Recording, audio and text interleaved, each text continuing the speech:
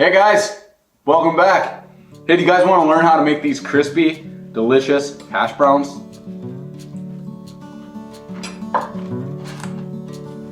Then you stop by the right place. I don't like talking with my mouth full, so let's snap right into it.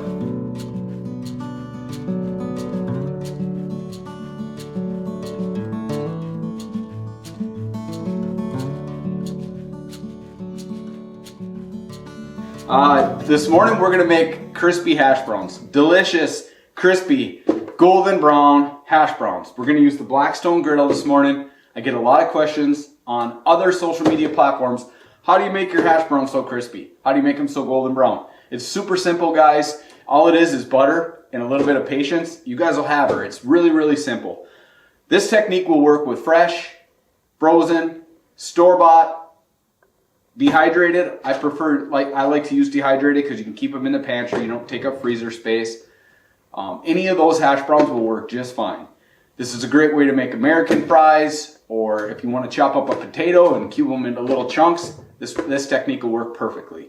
Typically I run the Blackstone on medium heat when I'm cooking hash browns. You might have to add a little more, might have to take a little bit less off, but if you're running it at about medium heat, it's really hard to burn these things. And I challenge you to try to burn them, because the longer you let them sit on the griddle, the better they're gonna come out. The more golden brown and evenly they'll be cooked. So the first step is a bunch of butter.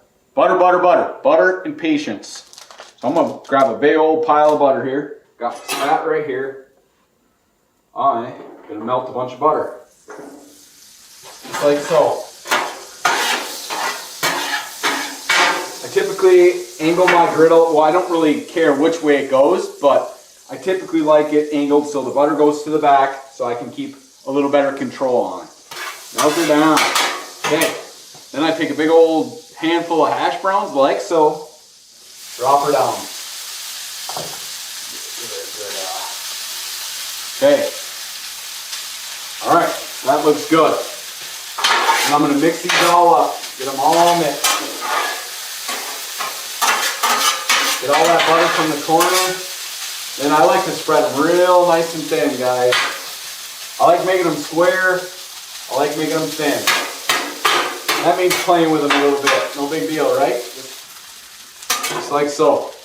Now, the name of the game is patience. Just let them sit there. Don't monkey with them. They will brown. I promise you, they will brown.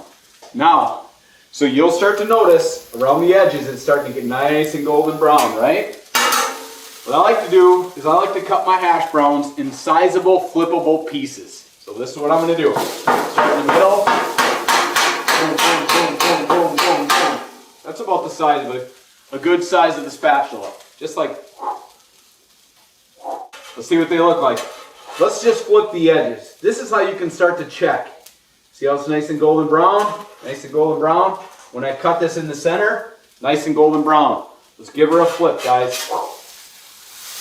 Oh, whoa. Let's try this one.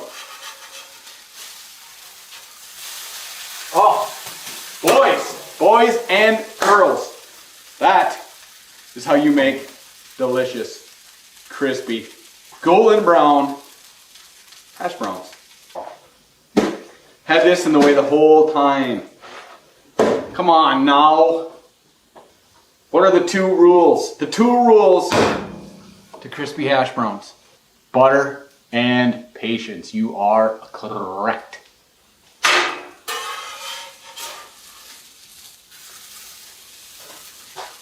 Come on, man.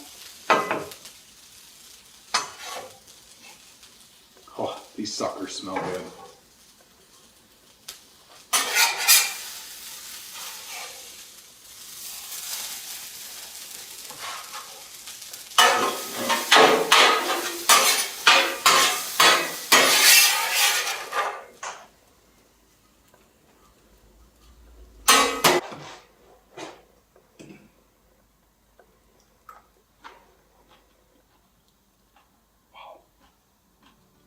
Wow, so good, so good.